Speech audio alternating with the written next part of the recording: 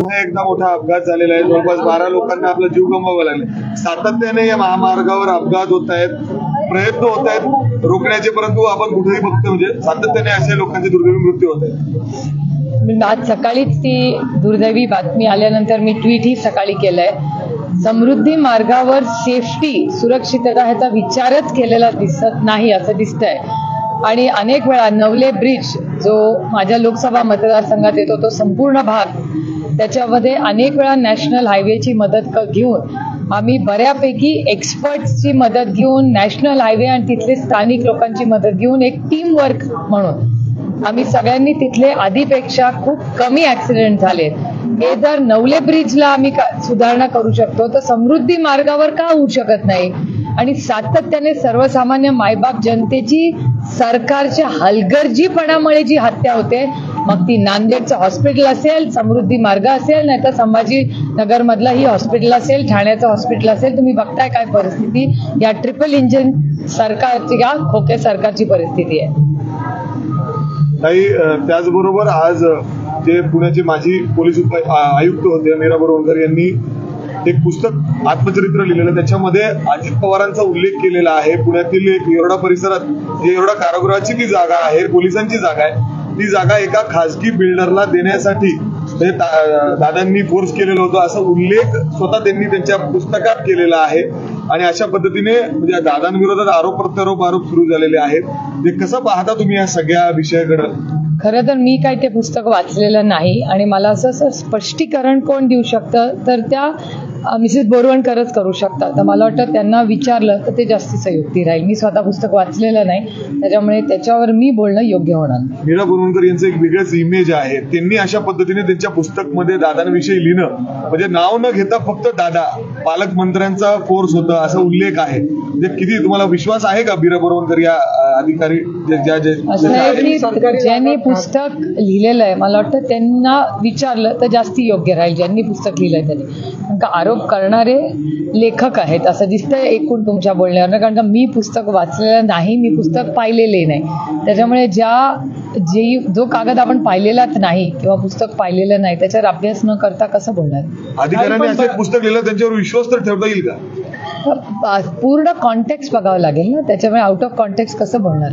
मनोज जरांगे यांचं जे कालची जी सभा झाली ती शरद पवार यांची स्क्रिप्ट होती असं प्रवीण दरेकर म्हणालेले आहेत। आज तुम्ही कसं बघताय की खरंच कुठल्या तरी एका पक्षाकडून मनोज जरांगे बोलत होते असं एक आता बोललं जातं सत्ताधाऱ्यांनी? पण सत्ताधाऱ्यांनी एक गोष्ट कबूल केली पाहिजे की 6 दशकं त्यांनी पवार साहेबांचं नाव घेतल्याशिवाय त्यांची हेडलाईनच होत नाही। त्यामुळे महाराष्ट्रात काही झालं तरी ते शरद पवारच करतात, ह्याच्यातच त्यांची ताकद आहे। मला वाटतं वेगळं अजून मला काही बोलायची गरज नाही। मनोज जरांगेंनी पुन्हा एकदा सरकारला अल्टिमेटम दिलेला आहे। काल एक सभा जी झाली त्यातून त्यांनी उत्तर तर दिलंय, पुन्हा एकदा अल्टिमेटम दिलंय। सरकार काही करू शकेल असं वाटतंय? मला नाही वाटत ते अल्टिमेटम देत आहेत। मला वाटतं सरकारने स्वतःवर ओढून घेतलं होतं। सरकारला 40 दिवसाचा निर्णय किंवा तो 40 दिवसाचा नंबर हा सरकारचाच प्रपोजल होतं। त्याच्यामुळे सरकारने विचार करायला पाहिजे होता की 40 दिवसात सोल्युशन आहे का नाहीये। कदाचित असेल त्यांच्याकडे 40 दिवसाचं सोल्युशन। अशी चर्चा आहे की ते जरांगेच्या मागं एक मोठं सत्ताधारीची एक मोठी व्यक्ती आहे, त्यांनी सगळं धोरण आणलंय, त्यांना ते सगळं श्रेय घ्यायचं, त्यातनं मग त्यांची इमेज मोठी झाली चाललंय। तुम्ही बघताय ट्रिपल इंजिन खोके सरकारमध्ये सगळे घटक रस्त्यावर उतरलेले आहेत, सगळेच नाराज आहेत, सरकारमधलेही काही घटक नाराज आहेत असं कानावर तुमच्याच चॅनल मधून येतं। त्याच्यामुळे सगळा महाराष्ट्रात काय नक्की चाललंय, मला वाटतं महाराष्ट्राची लोक त्रासलेली आहेत, ते आता इलेक्शनची वाट बघतायत, कारण का त्यांना एक स्थिर सरकार हवं। समृद्धी महामार्गावरती तुम्ही म्हणले त्यांच्यातले लोक नाराज आहेत, ते नाराज लोक तुमच्या संपर्कात आहे का? हे कसं आहे, मला त्यांच्यासारखी सवय नाहीये।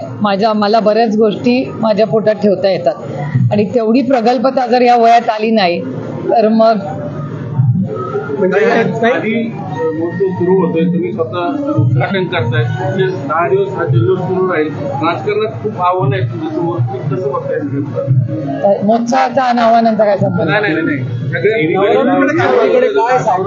मला देवीकडे माझं एकच साकडं असतं की महाराष्ट्रात चांगला पाऊस पडू दे आणि अडचणीत आलेल्या बळीराजाला न्याय मिळू दे.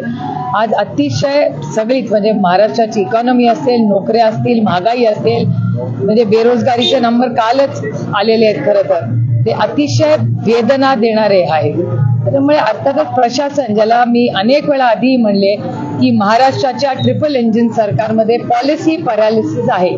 पॉलिसीला कोणीही निर्णय घेत नाही आणि महाराष्ट्राचं दुर्दैव आहे. आणि केंद्र सरकारचा डेटा सांगतो की महाराष्ट्रापेक्षा बाकीची राज्य वेगाने विकास करतात, महाराष्ट्राचा त्या वेगाने होत नाहीये, हा केंद्र सरकारचा डेटा सांगतो.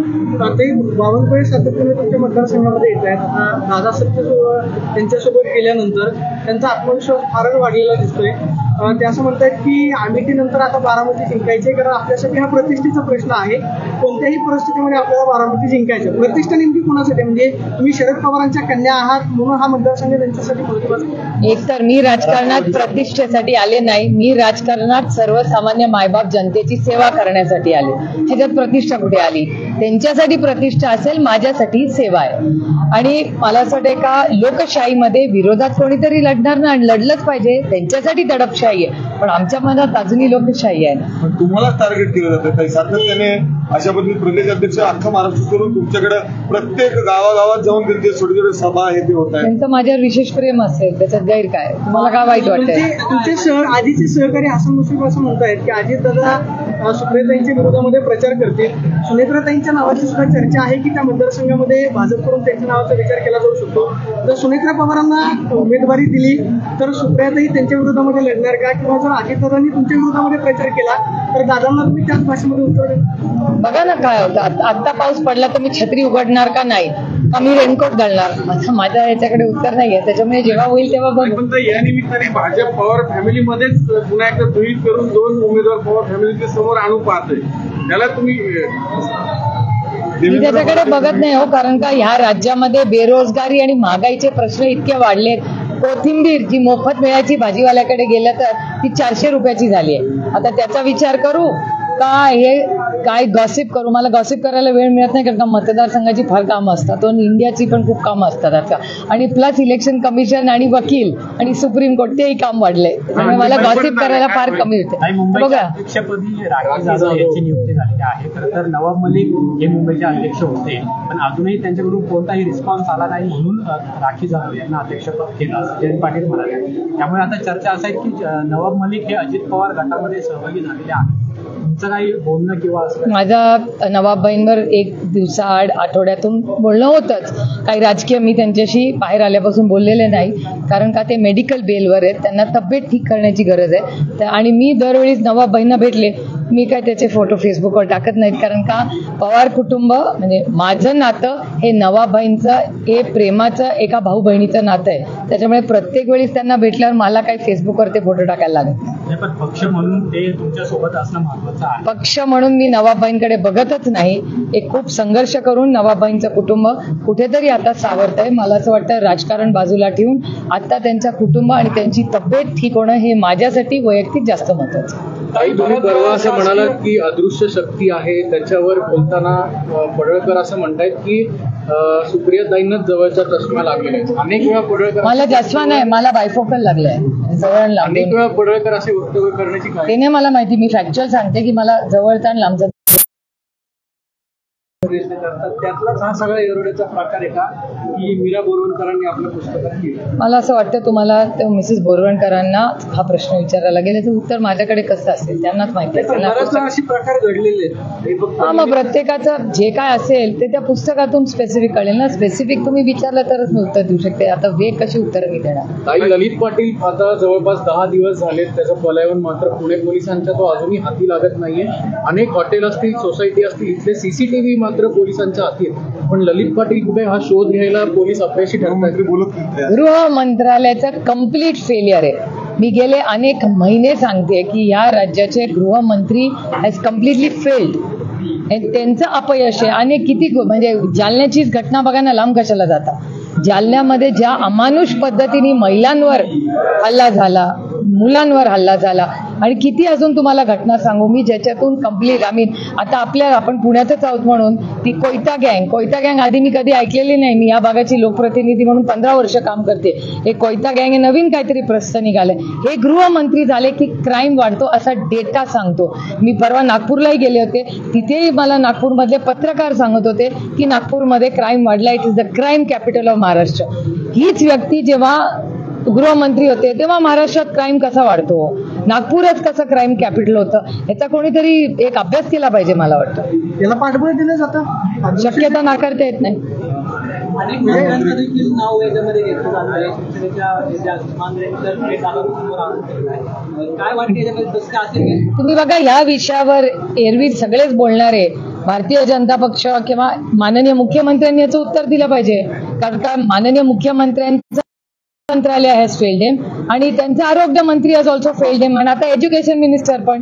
कारण का या राज्यात शाळा कमी होत आहेत, दारूची दुकानं वाढत आहेत. तुम्ही बघताय काय पद्धतीने सगळ्या हॉस्पिटल्समध्ये फेलियर झालेलं आहे. तसंच गृहमंत्री, त्याच्यामुळे गृहमंत्री, शिक्षण मंत्री आणि आरोग्य मंत्री कम्प्लीट फेलियर. त्याच्यामुळे त्या तिघांचा राजीनामा. तुम्ही अमर्याद अधिकार वापरू शकत नाही, आम्ही तुमच्यावरती बसलेलो आहोत. 2 महिन्यामध्ये लवकरात लवकर निर्णय घ्या.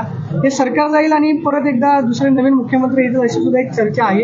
कितपत शक्य होईल राज्यामध्ये तुम्हाला? मला असं वाटतं माननीय उद्धवजी हे पहिल्या दिवसापासून सांगतायत की हे जे सरकार आहे ते घटनाबाह्य सरकार आहे. हे उद्धवजी पहिल्या दिवसापासून सांगतायत. आता ते माननीय सुप्रीम कोर्टाच्या परवाच्या केसमध्ये मी स्वतः सुप्रीम कोर्टात होते, त्याच्यामुळे मी सगळं ऐकलेलं आहे. तुम्ही ऑनलाईन ऐकलं असेल तर मंगळवारी पुन्हा सुनावणी आहे. त्याच्यामुळे बघूया, मॅटर सबज्युडिस आहे, त्याच्यामुळे फार त्याच्यावर बोलणं योग्य नाही. पण मंगळवारी जी हिअरिंग आहे त्याच्यात आपल्याला आणखीन क्लॅरिटी मिळेल. काही मागच्या आठवड्यात जीएसटीची बैठक पार पडली आणि केंद्राने थेट ज्वारी आणि बाजरीवर जीएसटी लावला, मात्र डिस्टिल अल्कोहोलवर जीएसटीवर सूट देण्यात आली. काय नेमकं या सरकारला करायचं? दारूची दुकानं वाढवणे आणि शिक्षण कमी करणे असंच कट कारस्थान किंवा विचारधारा या केंद्र आणि महाराष्ट्र सरकारची आहे. त्याच्यामुळे त्यांच्याकडून तुम्ही काय अपेक्षा येणार? आता 24 मध्ये आमचं सरकार आल्यावर आम्हाला इतकं हे सगळं काम आणि हे सगळं ठीक करायला वेळ, पहिला 3 महिने याच्यातच जातील यांचे सगळे GR वापस घेण्यात. काही मिलिंद देवरा राष्ट्रवादीच्या संपर्कात आहे, दक्षिण मुंबईमधून त्यांच्या नावाची चर्चा आहे. कितपत खरे त्यांनी भेट घेतली? मला असं वाटतं की त्याचं उत्तर मिलिंद देवरांनी त्यांच्या ट्विटर अकाउंटमध्ये दिलेलं आहे, त्याच्यामुळे वेगळं मला बोलायची काही गरज नाही. थँक्यू. 25 जिल्ह्यातील 45 तालुक्यामध्ये दुष्काळाची परिस्थिती निर्माण आहे. सरकारने अजून दुष्काळ जाहीर केला नाहीये. ही आकडेवारी महसूल विभागाची आहे. मग सरकार का लेट करते? Policy paralysis. मी किती वेळा तुम्हाला सांगते, मी 1 महिन्यापूर्वी बोलले होते की या ट्रिपल इंजिन खोके सरकारमध्ये पॉलिसीचं कामच नाहीये. Complete policy paralysis of this government. Yes. Thank you.